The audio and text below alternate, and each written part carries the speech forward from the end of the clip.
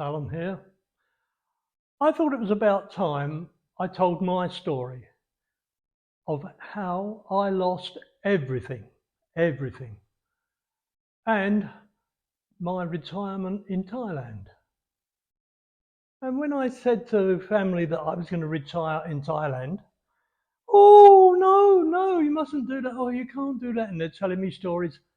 Well, I've heard all the stories, but I know somebody personally who retired here. He sold his house, sold his furniture, sold his car, sold everything, came out to Thailand, and a year later he's calling family to buy him a ticket home, lost everything. But my story starts a bit before that, about a decade before. That's where my story starts, where my girlfriend done a council house exchange and we moved in.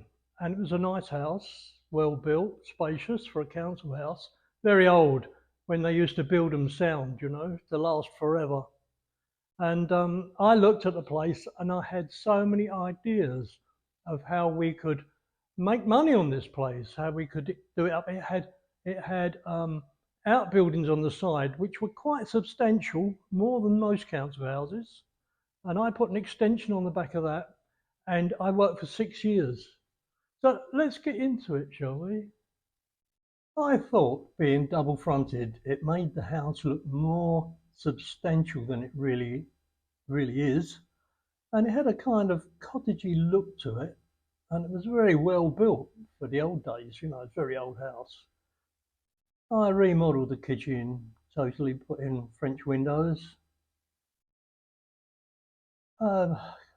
fridge in the cupboard. I moved the sink to the middle of the room from under the window to make room for the patio doors. And I also fitted air conditioning. That was very useful. Now I bricked up a door that was behind the oven there, and that led through to the outbuildings, but it made the kitchen too cramped. So I cut a new door in the dining area and fitted a door and frame and made it all good. That made a hell of a difference to the kitchen. And the bath used to be under the window and the basin at the other end, and you had like a narrow corridor to walk down to the basin. So I got a shorter bath, put it in across the end, and hung a basin under the window. That made the room feel twice as big. You wouldn't believe it. And on the extension, I built a wet room, all mosaic, floor and walls. I rounded the corners, curved everything, all mosaics, built in a vanity unit. In the outbuildings, I put a kitchen in. Outside, I put up 2 sheds and an arch. And this is the patio that I built. See the brickwork in the extension? I put lights in the walls, built a pond.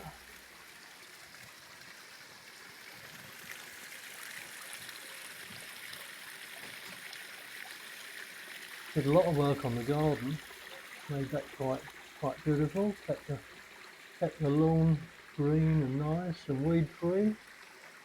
See that stonework, look, very impressive. That's sort of like a Suffolk style. And the arch I closed off with iron gates. And that was the preparation for the patio. I put a path in the front leading to the front door. That was us fitting air conditioning. That's a better view of the garden. And I tidied up the front of the house, made it look a bit warmer with some terracotta paint. And the last job, I put a patio. I put a porch on the front, a porch with herringbone bricks. And I put window frames in and windows in later. They're not in the photo. But that made the house really look good. So it was a lot of work, and I put all my money into it, and 6 years of work into that house. I made it look beautiful. It sold for 4 times what we paid for it. Now, my warning to anybody is don't trust anyone.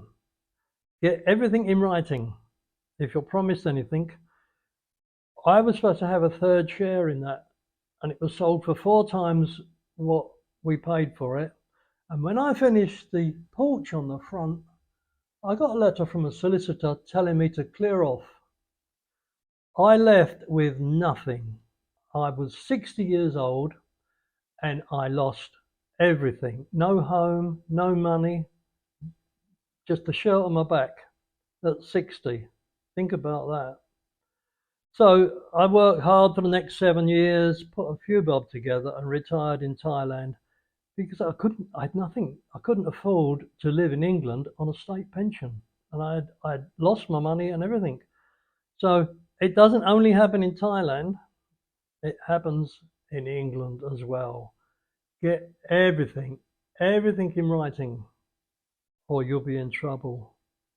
Believe me. Thank you. Forgive me for asking, but nobody seems to subscribe these days. Could you please subscribe for me? Because it'll be a great help. And if you don't hit the bell, you won't be inundated with notifications. You won't get any more.